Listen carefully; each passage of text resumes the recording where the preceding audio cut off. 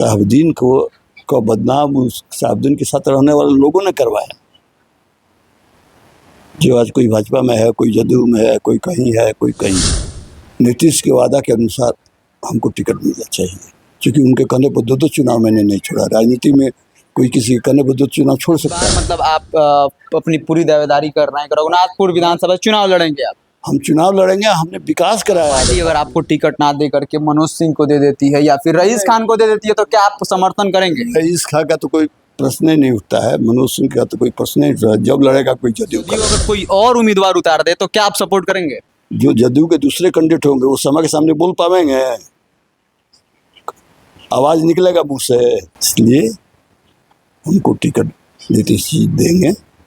यानी उसामा साहब का रघुनाथपुर से मजबूत उम्मीदवार मान रहे हैं?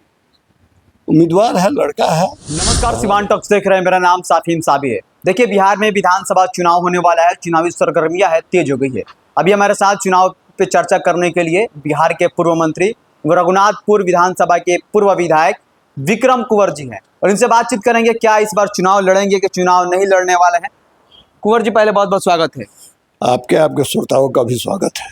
अच्छा कुंवर जी, देखा जाए तो आप रघुनाथपुर के पूर्व विधायक भी रह चुके हैं, तो क्या इस बार जो विधानसभा का चुनाव होने वाला है, क्या आप रघुनाथपुर से चुनाव लड़ेंगे या फिर संन्यास ले लिए हैं? देखिए, मैं 2015 में भाजपा का विधायक था जी। मेरा टिकट कट गया, हम नीतीश जी के साथ ज्वाइन कर लिए जी।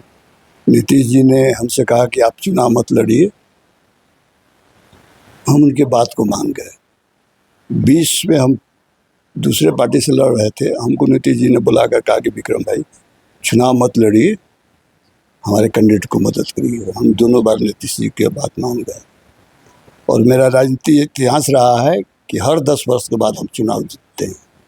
अब मेरा 10 वर्ष पूरा हो गया है और नीतीश जी का किया हुआ वादा उनको भी याद है, इसलिए इस बार हम चुनाव लड़ेंगे। पूरी दावेदारी है आपका इस बार? है, एकदम 100%। जहां एक तरफ देखा जाए तो एनडीए से खान ब्रदर्स रईस खान की चर्चा हो रही है चुनाव लड़ने की, इधर मनोज सिंह जी है, वो भी चर्चा में है कि एनडीए के उम्मीदवार हो सकते हैं, और आप भी कह रहे हैं चुनाव लड़े। आखिर कौन होगा उम्मीदवार? सीवान जिले का सीट 4 सीट बच चुका है। 4 जदयू लड़ेगा, 4 भाजपा लड़ेगा और वो जदयू का सीट है जी। इसलिए वहां से जदयू लड़ेगा और नीतीश के वादा के अनुसार हमको टिकट मिलना चाहिए, क्योंकि उनके कहने पर दो चुनाव मैंने नहीं छोड़ा। राजनीति में कोई किसी के कहने पर 2 चुनाव छोड़ सकता है, हमने नीतीश जी के कहने पर छोड़ दिया।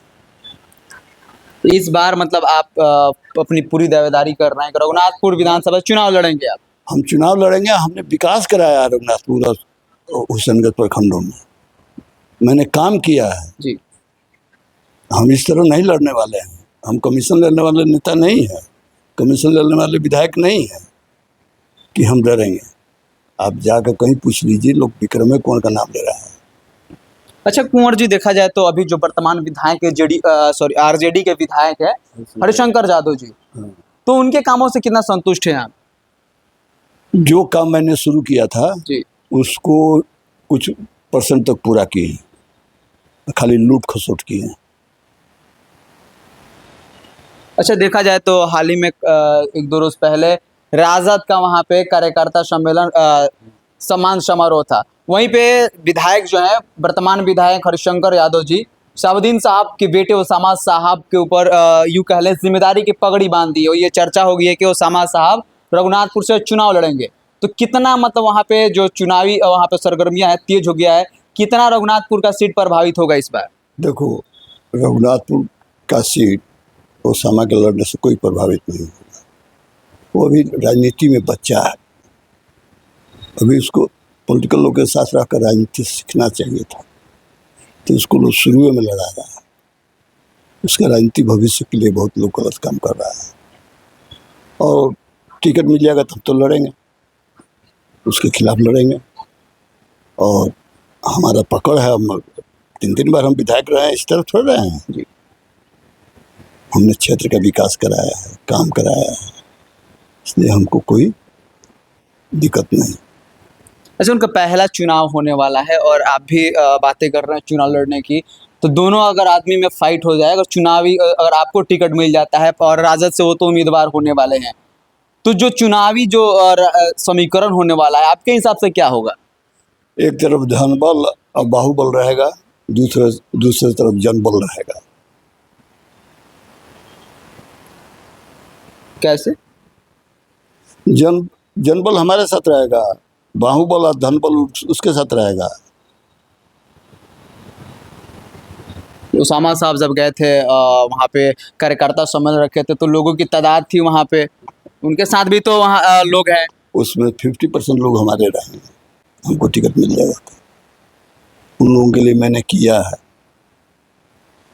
समझे, और आज भी करते हैं।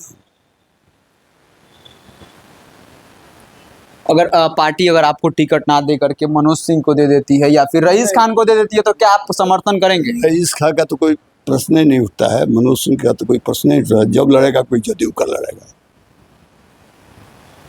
जदयू अगर कोई और उम्मीदवार उतार दे तो क्या आप सपोर्ट करेंगे? तो समय परिस्थिति पर निर्भर करता है, क्या परिस्थिति रहेगा, क्या स्थिति रहेगा।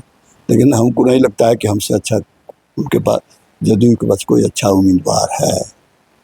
कोई नॉन पॉलिटिकल लोग हैं, दलाल टाइप के लोग हैं, तो उन्हों से उसामा के सामने बोलियो पाएंगे?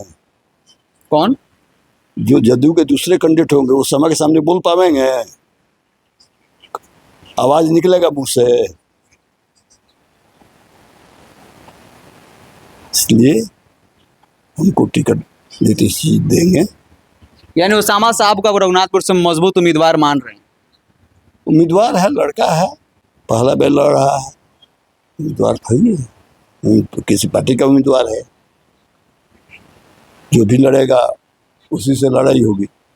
अच्छा, ये क्या कहते हैं मंत्री जी, जो जब उनके पिताजी थे पूर्व सांसद डॉक्टर मोहम्मद शहाबुद्दीन साहब के द्वारा उनके बारे में बताया जाता है, सिवान में भी विकास पुरुष के नाम से एक तरफ जाना जाता है, एक तरफ उनको लोग बाहुबली भी कहते हैं। लेकिन आप क्या मानते हैं, क्या वाकई में शहाबुद्दीन साहब ने विकास किया है सिवान में? शहाबुद्दीन सिवान शहर का विकास किया। हाँ। शहाबुद्दीन मेरा छोटा भाई था, शहर में उसने काम किया और जगह कोई ज़्यादा काम नहीं किया। रघुनाथपुर क्षेत्र में ही नहीं किया। हम विधायक थे तो अपने करते थे। हुसैनगंज में जितनी 90% सड़कें देख रहे हो हमारे समय का बना हुआ है। बिजली हमारे समय में सब जगह लगा। हम अपने विधायक फंड दे करके बिजली लगवाए। ये क्या मानते हैं कि शहाबुद्दीन साहब के बाद से सिवान शहर में विकास नहीं हुआ है? विकास कम रूप ज़्यादा हुआ है, निश्चित। आज भी हम कहते हैं क्या शहाबुद्दीन था, दूसरा कोई शहाबुद्दीन नहीं हो सकता है। किस एंगल से करें विकास जो किए हैं? उस विकास में कई एक उसके अच्छे गुण थे, इतने अच्छे गुण थे कि उसका वर्णन कर देंगे तो दिन भर लग जाएगा।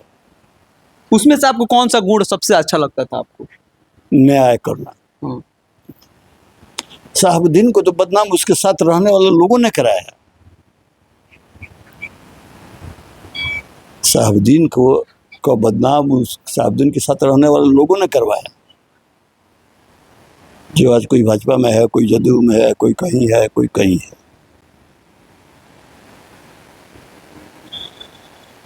शहाबुद्दीन कहाँ से कोई सिवान में हो सकता है?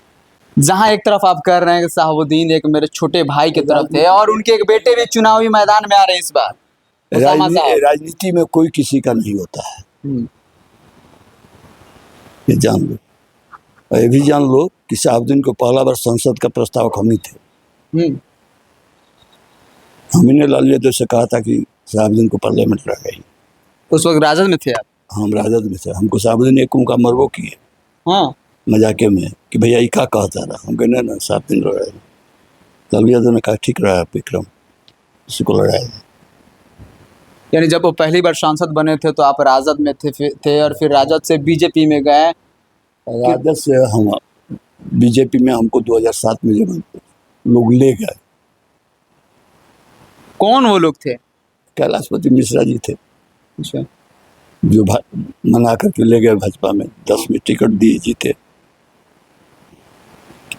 फिर 15 में आप चले गए जेडीयू में। क्योंकि भाजपा ने टिकट हमारा बेच दिया 2 करोड़ में, जिसको हम भाजपा में घुसाए भाजपा उसको देने के लिए तैयार नहीं था। जो कान धक के माफ़ी हमसे मांगा, वहीं भाजपा में आकर के हमको अथी कर दिया, विरोध कर दिया, पैसा दे करके हमारा टिकट कटवा दिया। उसमें महामहिम सांसद ओम प्रकाश यादव जी भी शामिल थे। तो अब तो जेडीयू और बीजेपी का सभी इंडिया गठबंधन हो गया है, सभी लोग तो एक हो गए हैं। सीवान में कुछ भाजपाई हैं जो किसी के नहीं हैं। अब देखो, लोकसभा चुनाव में लोग क्या करते थे, मंच पर भाषण देते थे। जो लोग नरेंद्र मोदी का नहीं हुए, वो नीतीश कुमार के भाजपा के होंगे। लोग नारा लगाते थे कि नरेंद्र मोदी 400 पार। आप मंच से उतरते थे तो कहते थे कि हो जा टेम्पू पर सवार।